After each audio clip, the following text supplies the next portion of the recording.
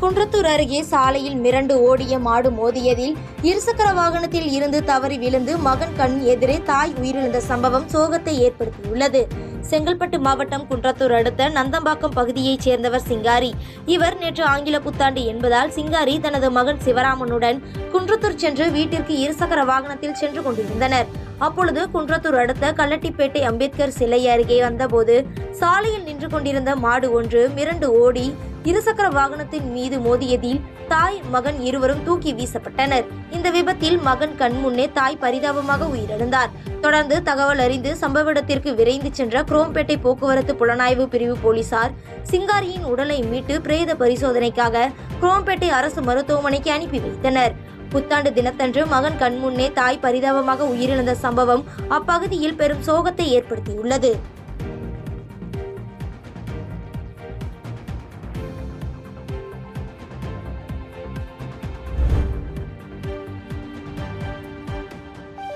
அரியானூர் அருகே இருசக்கர வாகன விபத்தில் ஒருவர் உயிரிழந்த நிலையில் 2 பேர் படுகாயமடைந்து மருத்துவமனையில் சிகிச்சை பெற்று வருகின்றனர்.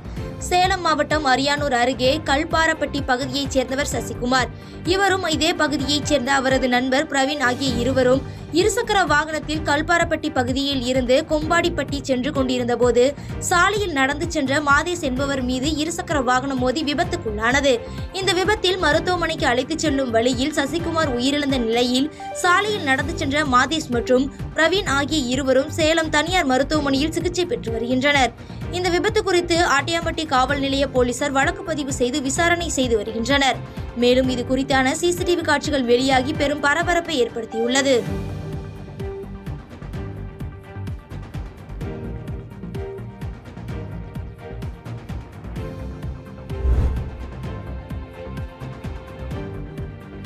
கடலூரில் நள்ளிரவில் இளைஞர் குத்தி கொலை செய்யப்பட்ட சம்பவம் பெரும் அதிர்ச்சியை ஏற்படுத்தியுள்ளது.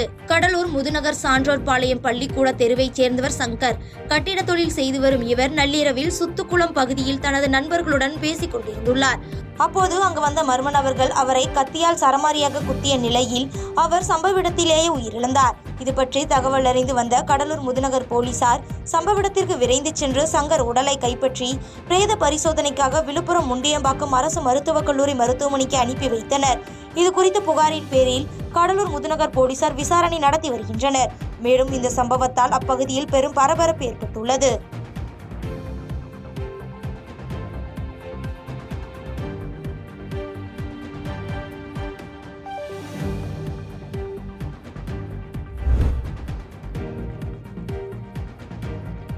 போலூர் பகுதியில் சிறுத்தை நடமாட்டம் இருப்பதால் பொதுமக்கள் தங்கள் வீடுகளை விட்டு வெளியே வர முடியாத சூழல் ஏற்பட்டுள்ளது.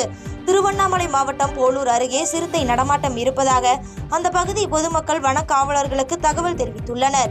இது தொடர்ந்து போலூர் வனக்காவலர்கள் சிசிடிவி கேமராக்களை பொருத்தி கண்காணித்து வரும் நிலையில் சங்கர் மற்றும் முருகன் ஆகிய இருவரது கன்று குட்டிகளையும் சிறுத்தை தாக்கியதில் உயிரிழந்தது.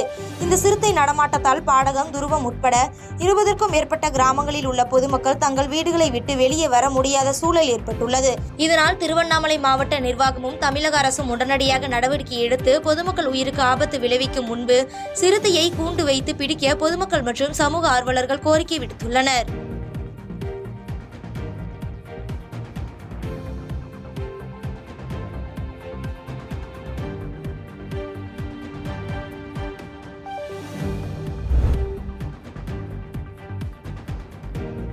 காரைக்குடி எம்பி அலுவலகத்தில் எம்பி கார்த்திக் சிதம்பரம் செய்தியாளர்களை சந்தித்து பேட்டியளித்தார்.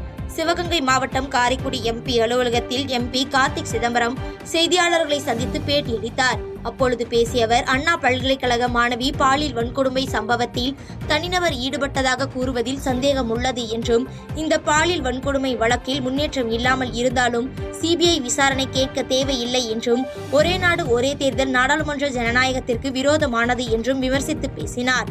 மேலும் பேசிய அவர், சீமான் மற்றும் வருண்குமார் ஐபிஎஸ் பிரச்சனையில் அரசியல் தலைவரும் ஐபிஎஸ் அதிகாரியும் பொதுவெளியில் விவாதம் செய்வது நல்லதல்ல என்றும், இதில் தலைமை செயலாளர் டிஜிபி தலையிட்டு சட்டம் நிர்வாகம் ரீதியாக முற்றுப்புள்ளி வைக்க வேண்டும் என பேசினார்.